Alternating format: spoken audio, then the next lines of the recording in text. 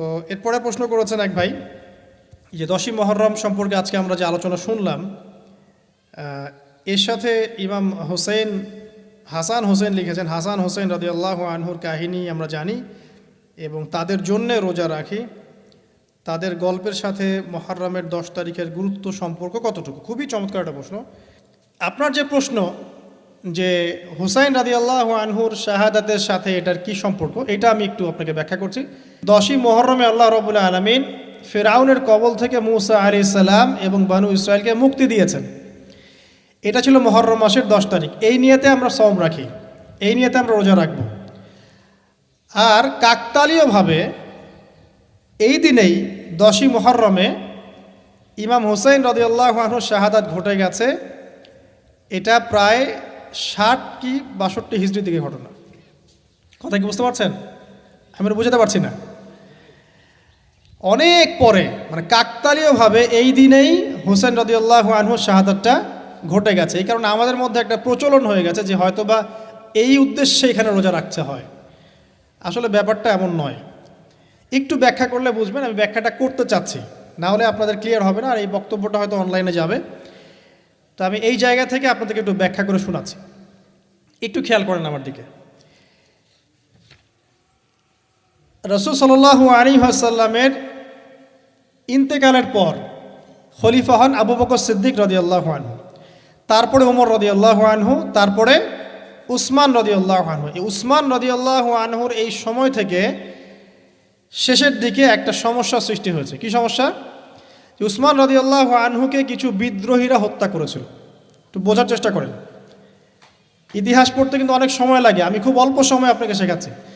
উসমান রাদিয়াল্লাহু আনহুকে হত্যা করেছিল কিছু বিদ্রোহী, ঠিক আছে? যিনি নবী সাল্লাল্লাহু আলাইহি ওয়াসাল্লামের জামাই, 2 জন মেয়েকে বিয়ে করেছেন, জিন্নুরাইন, তাকে হত্যা করেছে কিছু বিদ্রোহী।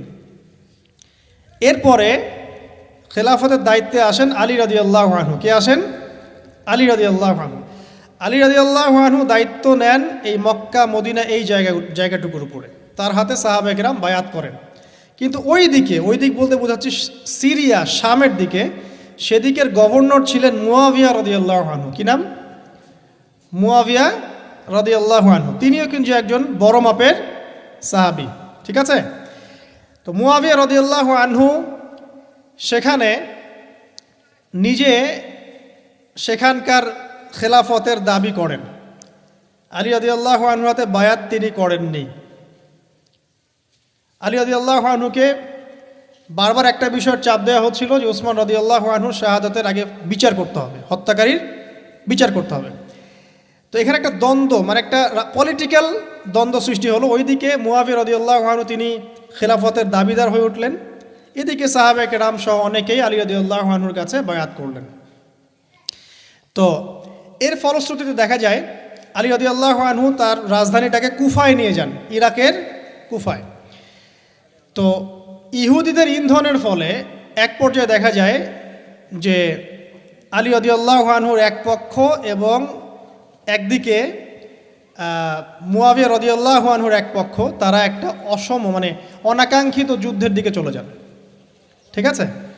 এই যুদ্ধটাকে বলা হয় সিফফিনের যুদ্ধ। কিসের যুদ্ধ? সিফফিনের যুদ্ধ। এটা সংঘটিত হয়েছে 37 হিজরিতে। কত হিজরি? 37। এর আগের বছর আবার উটের যুদ্ধ হয়েছে, জঙ্গে জামাল। তার পরের বছর এই সিফফিনের যুদ্ধ। সিফফিনের যুদ্ধে আলী রাদিয়াল্লাহু আনহু বিজয় লাভ করেই ফেলেছিলেন। এই সময় মুয়াবিয়া রাদিয়াল্লাহু আনহুর দলের মধ্যে আমর ইবনে আস রাদিয়াল্লাহু আনহু তিনি বলছেন যে কোরআন ফয়সালা করবে। কোরআন ফয়সালা করবে, এটাকে কেন্দ্র করে একটা তৃতীয় পক্ষ নির্ধারণ করা হয়, যেটাকে আমরা সালেস বলি। যে মুয়াবিয়া রাদিয়াল্লাহু আনহুর পক্ষে একজন, তার নাম আমর ইবনে আস রাদিয়াল্লাহু আনহু, এবং আলী রাদিয়াল্লাহু আনহুর পক্ষে একজন, তার নাম হচ্ছে আবু মুসা আশআরী রাদিয়াল্লাহু আনহু। তারা গিয়ে একটা তৃতীয় পক্ষ করে মীমাংসা করতে চাচ্ছেন যে আমরা কেউ যুদ্ধ চাই না, আমরা ভাই ভাই, আমরা সবাই মুসলিম উম্মার ঐক্যের খাতিরে এখানে একটা সলিউশনে আসব। তো সলিউশনে একটা আশা হচ্ছিল যে ঠিক আছে উভয়েই পদত্যাগ করবে, নতুন খলিফা নেওয়া হবে, ঠিক আছে? তো এরকম একটা কথা চলছিল। কিন্তু মুয়াবিয়া রাদিয়াল্লাহু আনহু তিনি তার যে মানে দাবি, এটা ছাড়তে চাচ্ছেন না। এইদিকে আলী রাদিয়াল্লাহু আনহু দলের মধ্যে কিছু মানুষ প্রায় 12,000 তারা এই দল থেকে বের হয়ে গেল যে আমরা আলীকেও মানি না রাদিয়াল্লাহু আনহু, মুয়াবিয়াকেও মানি না রাদিয়াল্লাহু আনহু, এই আমর ইবনে আসকেও মানি না রাদিয়াল্লাহু আনহু, এবং এই আবু মুসা আশআরী তাকেও মানি না, আমরা কাউকেই মানি না। এবং এদেরকে বলা হয় খারেজি। কি বলা হয়? খারেজি। তারা এইখান থেকে দল থেকে বের হয়ে গেলেন। শুধু তাই না, তারা ফতোয়াও দিল যে আলী এবং মুয়াবিয়া এবং আমর ইবনে আস, আবু মুসা আশআরী সবাই কাফের, নাউজুবিল্লাহ। কারণ কি? কারণ হচ্ছে তারা আল্লাহর কিতাব, আল্লাহর বিধান দ্বারা বিচার ফয়সালা করছে না, মানুষের মত তারা গ্রহণ করছে। মানে ওদের উদ্ভট যুক্তি আর কি, তারা আল্লাহর কিতাব দিয়ে ফয়সালা করছে না, বরং মানুষের রায় গ্রহণ করছে। এটা একটা খোরা যুক্তি ছিল। তো আলী রাদিয়াল্লাহু আনহু এদেরকে দমন করলেন। নহরওয়ান নামক জায়গায় তাদের সাথে যুদ্ধ হলো এবং এই যুদ্ধে আলী রাদিয়াল্লাহু আনহু জয়লাভ করলেন। কিন্তু সিফিনের যুদ্ধটা হয়ে গেল। এখন দেখেন দুইটা পক্ষ পাচ্ছেন আপনি এখানে, আলী রাদিয়াল্লাহু আনহু একটা পক্ষ, একটা কার? মুয়াবিয়া রাদিয়াল্লাহু আনহুর পক্ষ। এখন এই যে খারেজিরা বের হয়ে গেল, এখন তো দেখা যায় যে কিছু কিছু শব্দ বললে মানুষ খারেজি ট্যাগ দিয়ে দেয় না। দেখেন এই খারেজি আকিদার সাথে কিন্তু আসলে পলিটিক্যাল সমালোচনার কোনো সম্পর্ক নেই। পলিটিক্যাল দ্বন্দ্বের সাথে, পলিটিক্যাল সমালোচনার সাথে কিন্তু খারেজি বা খাওয়ারিজম মতবাদটা আসলে জড়িত না। এটা কার সাথে জড়িত? ওই যে একদিন বলেছিলাম, খারেজিরা মনে করে কবিরা গুনাহ করলে কোনো ব্যক্তি কী হয়ে যায়? কাফের হয়ে যায়। খারেজিদের আকিদা হচ্ছে কবিরা গুনাহ করলে কোনো ব্যক্তি কাফের হয়ে যায়। এই আকিদাটার নাম খারেজি আকিদা। এটা কি বাংলাদেশে মুসলিমরা লালন করে? কোনো আলেম, কোনো বক্তা, কোনো মুফাসসির, কোনো মুহাদ্দিস আপনাদেরকে বলছে কখনো এই দেশের মাটিতে যে কবিরা গুনাহ করেছে এরা এদেরকে মেরে ফেলো? বলেছে? কিন্তু আপনি কিছু হক কথা বললে আপনাকে ট্যাগটা খেতে হয়। তা আসলে এই যারা এই ধরনের মানে ওই যে বলেছে একদিন খারেজি ম্যানুফ্যাকচার্ড কোম্পানির সাথে সদস্য, এরা ভাঙাচোরা ইস্যু পেলেই কাউকে খারেজি ট্যাগ দিয়ে দেয়। আসলে মূল বিষয় এরা নিজেরাই খারিজ হয়ে যাচ্ছে দিন দিন, অন্যকে খারিজ করতে করতে নিজেরাই খারিজ হয়ে যাচ্ছে। এখানে দেখেন মুয়াবিয়া রাদিয়াল্লাহু আনহু এক পক্ষে, আলী রাদিয়াল্লাহু আনহু আরেক পক্ষে। ব্যাটেল, যুদ্ধ হয়ে গেল, সিফিনের যুদ্ধ হয়ে গেল, 3 দিন যুদ্ধ হয়েছে। ওই যুদ্ধে কি মানুষ মারা যায় নাই? মারা যায় নাই? মারা গেছে। তো আলী রাদিয়াল্লাহু আনহু তো বলেননি যে ওরা খারেজি। কারা খারেজি তাহলে? যারা এই যে 12,000 সৈন্যের মধ্য থেকে বের হয়ে গেল এবং সবাইকে কাফের ফতোয়া দিল যে আলীও কাফের, মুয়াবিয়া কাফের, আমর ইবনে আসও কাফের, নাউজুবিল্লাহ, আর এই যে আবু মুসা আশআরী তারাও কাফের। একটু বোঝেন। এরপর তারা যখন বের হয়ে গেল, আলী রাদিয়াল্লাহু আনহু তাদেরকে হত্যা করলেন, তাদের সাথে যুদ্ধ করলেন। কিন্তু এদের কিছু কিছু মানুষ বেঁচে ছিল। এরা একটা প্ল্যান করলো। কি প্ল্যান করলো? যে আমরা চোরাগুপ্তা হামলা চালিয়ে এই 4 জনের সবাইকে হত্যা করে ফেলব। কথা বুঝতে পারছেন? 4 জন একই দিনে প্ল্যান করলো। রমজান মাসের 17 তারিখ। কত তারিখ? রমজান মাসের 17 তারিখ। ওইটা সম্ভবত 40 হিজরি। কত হিজরি? সিফিনের যুদ্ধ হচ্ছে 37 হিজরিতে, এটা হচ্ছে কত হিজরি? 40, 3 বছর পর এরা প্ল্যান করলো। এখনকার ওই যে পশ্চিমা গোলকধাঁধায় পড়া কিছু মানুষ যারা কিছু জঙ্গি সংগঠনের নাম লেখায় প্ল্যান করে যে হঠাৎ সুইসাইড বোম মারবো, আছে না? এরকম একটা প্ল্যান করলো যে আমরা প্ল্যান করলাম এই 4 জনকে আমরা একদিনে উড়িয়ে দেবো, মেরে দেবো। এবং সেই প্ল্যান মোতাবেক তারা কাজ করলো। কাজ করে ঘাপটি মেরে বসে থাকলো। আলী রাদিয়াল্লাহু আনহু ফজরের নামাজে যাচ্ছেন, আব্দুর রহমান বিন মুলজিম নামে এক ব্যক্তি আলী রাদিয়াল্লাহু আনহুকে পুরো তরোয়াল দিয়ে আঘাত করে হত্যা করে ফেলল। ইন্না লিল্লাহি ওয়া ইন্না ইলাইহি রাজিউন। কাকে হত্যা করলো? নবী সাল্লাল্লাহু আলাইহি ওয়াসাল্লামের মেয়ের জামাইকে। চিন্তা করতে পারেন? যিনি প্রতিটা যুদ্ধে নবী সাল্লাল্লাহু আলাইহি ওয়াসাল্লামের সাথে ছিলেন, তাকে বলল যে সে কাফের হয়ে গেছে। আর যে হত্যা করেছে আব্দুর রহমান বিন মুলজিম, সে হত্যা করার পরে আল্লাহ শুকরিয়া আদায় করেছে, নাউজুবিল্লাহ। সে বলেছিল যে আমি আল্লাহ শুকরিয়া আদায় করছি যে আল্লাহ আমার হাতে একজন পথভ্রষ্ট মানুষকে মারলেন, নাউজুবিল্লাহ। চিন্তা করতে পারেন? ওইদিকে মুয়াবিয়া রাদিয়াল্লাহু আনহুকে মারার প্ল্যান করা হয়েছে সিরিয়ায়।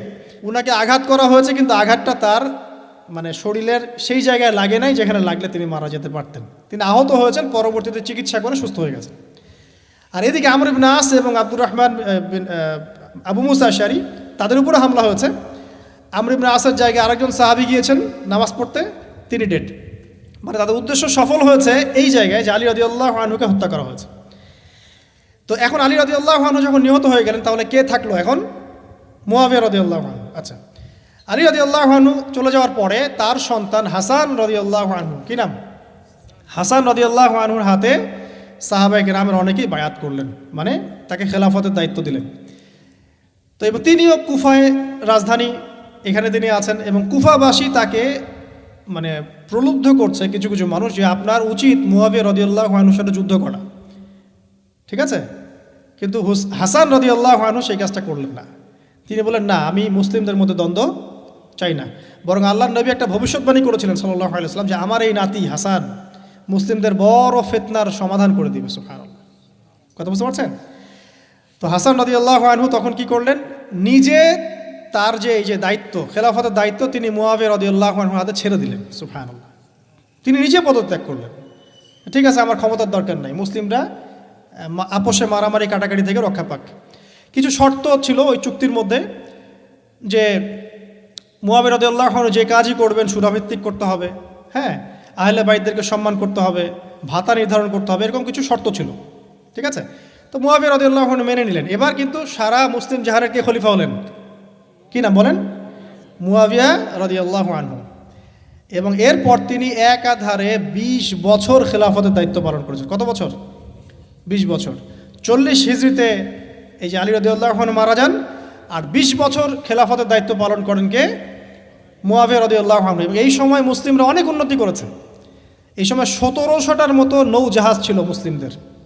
সাইপ্রাস দ্বীপ থেকে শুরু করে, পর্তুগাল থেকে শুরু করে চায়না, এদিকে আফ্রিকা থেকে শুরু করে পুরো যে ভারতবর্ষ, সবই মুসলিমদের।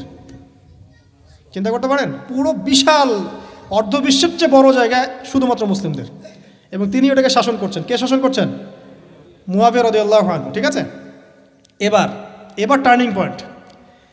এবার মুয়াবিয়া রাদিয়াল্লাহু আনহু ইন্তেকাল করলেন 60 হিজরিতে, ঠিক আছে? আর এদিকে হাসান রাদিয়াল্লাহু আনহু ইন্তেকাল করেছিলেন 49 হিজরিতে। ইন্তেকালের সময় তিনি তার পরবর্তী দায়িত্বশীল নির্ধারণ করে গেলেন বা নিয়োগ করে গেলেন তার পুত্র ইয়েজিদকে। কাকে? ইয়েজিদকে। এই জায়গাটাতে সাহাবায়ে কেরাম রাদিয়াল্লাহু আনহুমের অনেকেই মানেন না, কারণ তখন তার চেয়েও যোগ্য মানুষ সমাজে ছিল, ঠিক আছে? তখন আব্দুল্লাহ বিন ওমর বেঁচে আছেন, আব্দুল্লাহ বিন আব্বাস বেঁচে আছেন, আব্দুল্লাহ বিন জুবায়ের রাদিয়াল্লাহু আনহু, বড় বড় জলিল কাদির সাহাবী, তারা তখন বেঁচে আছেন। কিন্তু কি করলেন মুয়াবিয়া রাদিয়াল্লাহু আনহু, আল্লাহ তাকে জান্নাতবাসী করুন, তিনি তার ছেলে ইয়েজিদকে শাসন ক্ষমতা দিয়ে গেলেন। এই যে শুরু হলো বাবার পরে ছেলে, বুঝতে পারছেন? রাজতন্ত্র শুরু হলো। এবার সাহাবায়ে কেরামদের মধ্যে অনেকেই এটা মানতে চাচ্ছেন না। যারা মানতে চাচ্ছেন না তাদের মধ্যে আছেন আব্দুল্লাহ বিন ওমর রাদিয়াল্লাহু আনহুর ছেলে, আছেন আব্দুল্লাহ বিন আব্বাস রাইসুল মুফাসসিরিন, আছেন আব্দুল্লাহ বিন জুবায়ের বিন আওয়াম রাদিয়াল্লাহু আনহুর ছেলে, এরকম বড় বড় সাহাবী, এবং তারা মক্কা মদিনায়। তো আচ্ছা, এখন এই সাহাবীদেরকে কি আমরা খারিজি বলবো? তারা যে পলিটিক্যালি তাকে সমর্থন করছেন না, পলিটিক্যালি কোনো গভর্নমেন্টের সমর্থন না করলেই খারিজি হয়ে যায়? যদি কেউ বলে আরব বিশ্বের সব যত নেতা আছে এদের মধ্যে অনেকেই ইসরায়েলের সাথে আতাত করেছে, সে কি খারিজি হয়ে যাবে? এই সমালোচনার সাথে খাওয়ারিজমের কোনো সম্পর্ক আছে? যদি কেউ বলে যে পশ্চিমাদের অস্ত্রশস্ত্র নিয়ে মুসলিমরা ইয়েমেনে হামলা করছে, এটা বললে সে খারিজি হয়ে যাবে? যদি কেউ বলে যে মধ্যপ্রাচ্যের কান্ট্রির কিছু নেতা তারা পশ্চিমাদের সাথে চুক্তি করেছে পেট্রো ডলার মনিটরিং সিস্টেম, সে কি খারিজি হয়ে যাবে? যদি কেউ বলে জায়নিস্টদের সাথে আতাত করে অনেক মুসলিম কান্ট্রি চলছে, তাহলে কি মিডল ইস্টের সমালোচনা করার কারণে একজন ব্যক্তি খারিজি হয়ে যাবে? খারিজি ম্যানুফ্যাকচার্ড কোম্পানি বাংলাদেশে তারা এই সংজ্ঞাই শিখায়, পলিটিক্যাল বিরোধিতা করলে আপনি খারিজি হয়ে যাবেন। অথচ এখানে দেখেন সাহাবায়ে কেরাম রাদিয়াল্লাহু আনহু মানছেন না ইয়াজিদকে। এবার ইয়াজিদ কি করলো দেখেন। এবার ইয়াজিদ প্রথমত সাহাবীদেরকে কনভিন্স করার চেষ্টা করলেন। তিনি ওখান থেকে তার দূত পাঠালেন, দূত এসে মক্কা মদিনায় বোঝালেন যে আপনারা মেনে নেন, ভালো হবে, ইত্যাদি ইত্যাদি। আব্দুল্লাহ বিন ওমর রাদিয়াল্লাহু আনহু বলেন ঠিক আছে মেনে নিলাম, আব্দুল্লাহ বিন আব্বাস রাদিয়াল্লাহু আনহু বলেন ঠিক আছে মেনে নিলাম। কিন্তু আব্দুল্লাহ বিন জুবায়ের রাদিয়াল্লাহু আনহু মানলেন না। তিনি মানছেন না, আমি কিছুতেই মানি না, তার সে খেলাফতের যোগ্য না, এর চেয়ে অনেক বড় বড় যোগ্য মানুষ আছে, আমি মানছি না। বরং তিনি এখান থেকে সরে আসলেন। এবার ইমাম হুসাইন রাদিয়াল্লাহু আনহু, যার কথায় প্রশ্ন করেছেন, লম্বা উত্তর দিচ্ছি, ইমাম হুসাইন রাদিয়াল্লাহু আনহুর হাতে অনেকে বায়াত করতে চাইল যে আপনি যোগ্য খেলাফতের, ইয়াজিদ যোগ্য না, কে যোগ্য? আপনি যোগ্য। এবং তার হাতে কুফাবাসী বায়াত করতে চাচ্ছে, তাকে ডাকছে আপনি মক্কা থেকে চলে আসেন কুফায়। কুফা কোথায়? ইরাকে। আপনি মক্কা থেকে কুফায় চলে আসেন, আমরা আপনার হাতে বায়াত করব। এবার হুসাইন রাদিয়াল্লাহু আনহু সপরিবারে, তার পরিবার আহলে বাইত সবাই নবীর পরিবারের সদস্য, চিন্তা করেন, নবীর পরিবারের প্রায় 80 জন সদস্য। কতজন? তারা এই যে বের হলেন, যাচ্ছেন কোথায়? কুফায়। এবার ওই ইয়াজিদের নিয়োজিত যে গভর্নর ছিল ইরাকের কুফায়, তার নাম আবদুল্লাহ বিন জিয়াদ। কি নাম? আবদুল্লাহ বিন জিয়াদ। আবদুল্লাহ বিন জিয়াদ সে একটা সেনাবাহিনী পাঠালো। সেনাবাহিনীতে সদস্য ছিল 4000। কতজন? 4000। এই 4000 সেনাবাহিনী নিয়ে আবদুল্লাহ বিন জিয়াদের যে কমান্ডার, তার নাম সম্ভবত আমের বিন, প্রথমে আমের বা ওমর আছে, ওমর বিন সাদ বা এরকম কিছু একটা, সে আহলে বাইতদেরকে ঘিরে ফেলল। কাকে ঘিরে ফেলল? ইমাম হুসাইন রাদিয়াল্লাহু আনহু, তার ছোট ছোট বাচ্চা কাচ্চা, তার স্ত্রী সন্তান এবং আহলে বাইতের সদস্য যারা। আহলে বাইত মানে বোঝেন তো? নবীর পরিবারের সদস্য। এবার হুসাইন রাদিয়াল্লাহু আনহু যুদ্ধ চাচ্ছেন না। তিনি যুদ্ধ চাচ্ছেন না। তিনি বলছেন যে আমাকে 3টার যে কোনো একটা পথ বেছে নিতে দাও, আমি তোমাদের সাথে যুদ্ধ করতে চাই না। 1 নাম্বার, আমাকে সরাসরি ইয়াজিদের সাথে সাক্ষাৎ করতে দাও, আমি ওর সাথে কথা বলে সলভ করব, প্রবলেম কি। 2 নাম্বার, আমাকে পথ ছেড়ে দাও, আমি চলে যাই কোনো সীমান্তবর্তী এলাকায়, সেখানে কাফেরদের সাথে যুদ্ধ করব, জিহাদ করব, সেখানে মারা যাবো, শহীদ হব। অথবা আমাকে নিরাপদে আমাকে মদিনায় ফেরত পাঠাও। তার 3টা যুক্তি কি যৌক্তিক ছিল না? তিনি কে? নবী সাল্লাল্লাহু আলাইহি ওয়াসাল্লামের নাতি, যাকে কোলে নিয়ে নবী সাল্লাল্লাহু আলাইহি ওয়াসাল্লাম অনেক সময় খুতবা দিয়েছেন, নামাজ পড়েছেন, চুমু খেয়েছেন। ফাতিমা রাদিয়াল্লাহু আনহার নয়নমণি, চিন্তা করতে পারেন? এবং যিনি জান্নাতের যুবকদের সর্দার হবেন। কিন্তু এই যে আবদুল্লাহ বিন জিয়াদের যে সেনাবাহিনী, হুসাইন রাদিয়াল্লাহু আনহুর আর্তনাদ শুনল না। 4000 সৈন্য মিলে 80 জনকে কেটে টুকরা টুকরা করে ফেলেছে। একজন শুধু বেঁচে ছিল, তার নাম জয়নুল আবেদিন। কি নাম? জয়নুল আবেদিন। তিনি একজন বেঁচে ছিলেন, বাকি সবাইকে হত্যা করা হয়েছে। 79 জন আহলে বাইতের সদস্যকে হত্যা করা হয়েছে। খারেজি ম্যানুফ্যাকচার কোম্পানি কিন্তু এদেরকে খারেজি বলছে না, যারা হুসাইন রাদিয়াল্লাহু আনহুকে হত্যা করেছে। আপনি মিডল ইস্টের সমালোচনা করলে খারিজি হয়ে যাবে, ওদের শেকড়টা চিনেন এখনো। অথচ ওরাই কিন্তু ব্রিটেনের সাথে হাত মিলিয়ে তুর্কিদের বিরুদ্ধে বিদ্রোহ করে ক্ষমতা দখল করেছে, জানেন? 1916 সালে 1916 এরাই ব্রিটেনের সাথে হাত মিলিয়ে তুর্কিদের, অটোম্যানদের বিরুদ্ধে বিদ্রোহ করে, সশস্ত্র বিদ্রোহ করে ক্ষমতা দখল করেছে। ওরা খারাজি হয়ে যায়নি। পড়লে জানবেন সত্য কী জিনিস। এবার আসেন মূল পয়েন্টে আসি। এবার যে হত্যা করেছে ইমাম হুসাইন রাদিয়াল্লাহু আনহুকে, সে বর্ষার আগা বোঝেন তো, বর্ষার মাথায় হুসাইন রাদিয়াল্লাহু আনহুর মস্তক উঠিয়ে ধরে এটাকে নিয়ে ইয়াজিদের কাছে গিয়েছেন। আউযুবিল্লাহ। চিন্তা করতে পারেন? ইয়াজিদ যদিও বা এটার আদেশ কিন্তু করে নাই, সে ওই মস্তক দেখে আটকে উঠেছিল। এটা তুমি কি করছো? আমি তো এটা করতে তোমাকে বলি নাই, কিন্তু ওবায়দুল্লাহ বিন জিয়াদ এই কাজটা করেছে। এখানে আমরা ইয়াজিদকে নিষ্পাপ বলতে পারি না, বিকজ একজন শাসকের আন্ডারে যখন কোনো ক্রাইম হবে, এর একটা দায়ভার তো তার উপর পড়বেই। যদি এটা মেনে নেই যে সেখানে টেকনোলজি ছিল না, অনেক দূরের পথ, খবর পাওয়া যায় নাই, সেটা অন্য ইস্যু হতে পারে। কিন্তু পরের ঘটনাগুলো আমাদেরকে অন্যদিকে নিয়ে যাবে। মনে রাখেন, এই ঘটনাটা হৃদয় বিদারক। এটা হচ্ছে এই 10ই মুহররমের একটা হৃদয় বিদারক ঘটনা। এটা ঘটেছে কত সালে? 62 হিজরিতে। কত হিজরিতে? 62 হিজরিতে, 62 বা 61 আর কি।